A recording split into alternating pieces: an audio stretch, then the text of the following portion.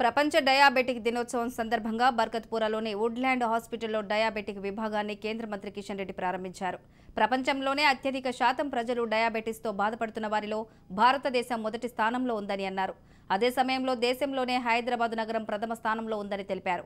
మారుతున్న కాలానుగుణంగా ప్రజలు తమ ఆహారపు అలవాట్లను మార్చుకుని శారీరక శ్రమను దూరం పెడుతున్నారని అన్నారు. యువత కొద్దిపాటి సమయం దొరికిన మొబైల్ ఫోన్తోనే గడుపుతున్నారని, దీంతో డయాబెటిస్ సమస్యలను కొని తెచ్చుకుంటున్నారని అన్నారు.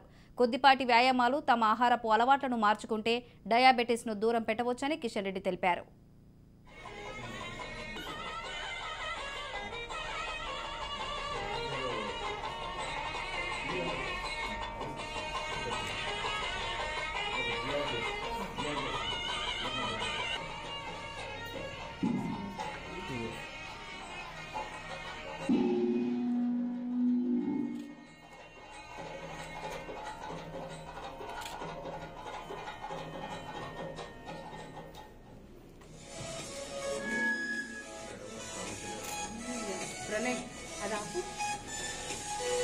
స్కిప్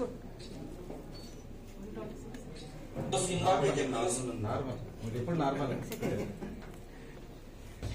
కిలోమీటర్ కదా.